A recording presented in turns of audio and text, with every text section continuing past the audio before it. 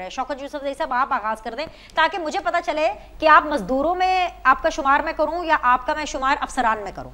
Are you working today? देखिए, मैं तो जो मेरा रूटीन की जो मेरी एक्टिविटी है वो उसी तरह जारी है।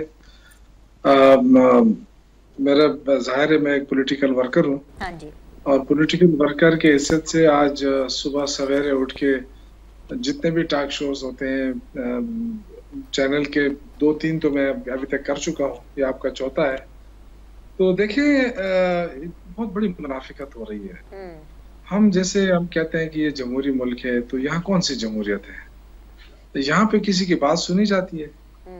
ये जो आपने बात की किसानों की, जो किसानों के लिए जो कीमत मुकर्रर हुई है, उस पे क्या गंदम खरीदी जा रही है? अगर नहीं खरीदी जा रही तो क्या मुज़ाकरात हो रहे हैं उनके साथ, उनकी बात सुनी जा रही है?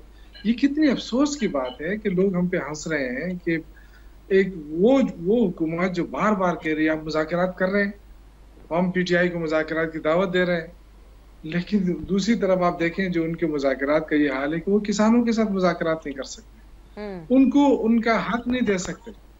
तो जब एक हुकूमत मुज़ाकरात किसानों के साथ नहीं कर सकती, आम आदमी के साथ नहीं कर सकती, उनका हक नहीं दे सकती, तो उससे आप क्या एक्सपेक्ट करते हैं? ये तो सारे देखें वही लोग हैं जो कभी निगरान में आ जाते हैं, अपने लोगों को वहां खपा देते हैं, ये निगरान हुकूमत है, वही फिर उसके बेनिफिशियरी निकल आते हैं कि जी वो निगरान हुकूमत में जो लोग शामिल थे आप वो इधर शामिल हो गए। देखिए, इस वक्त बहुत बड़ी मुनाफिकत हो रही है, कोई जमहूरियत नहीं है इस मुल्क के अंदर, कोई आइन और कानून की वो नहीं है। आज मोटरवे बंद हो रहे हैं, सड़कें बंद हो रही हैं, इनको परवाह नहीं है। इनके जो मिनिस्टर है पंजाब का, मुझे बड़ा अफसोस हुआ जो उसने स्टेटमेंट दिया कि जी हम नहीं खरीदेंगे गंदम। तो इस तरह की जो स्टेटमेंट देने का मकसद क्या है? ये तो कोई बादशाह तो नहीं है, ये तो अवामी हुकूमत है। लोग हम बाहर में जाके जो गंदम खरीदते हैं महंगे दामों, जब गंदम की किल्लत आती है ना तो हम इंपोर्ट करते हैं, कितने महंगे दामों खरीदते हैं, उस वक्त हमें याद नहीं आता है कि हम गंदम कितने पे खरीद रहे हैं। जब बम्पर क्रॉप हो जाती है, ज्यादा गंदम हो जाती है, तो उस वक्त फिर हम कहते हैं कि नहीं हम तो बाद में खरीदेंगे, इस वक्त तो हमारे पास है।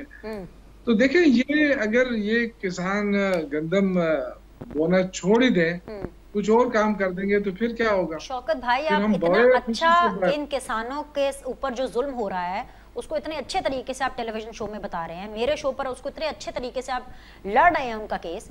यही केस आपकी जो पार्टी है सुन्नी इत्तेहाद जो असेंबली के अंदर है, उसमें वहां पर ये शोर क्यों नहीं कर रहे इस बात के ऊपर? वहां पर शोर हो रहा है इमरान खान को बाहर निकालो, बुशरा बीबी को बाहर निकालो, इसको मारने वाले हैं, उसको मारने वाले हैं। वहां पर यही तो इश्यूज हैं जिसके ऊपर आपको बात करनी चाहिए।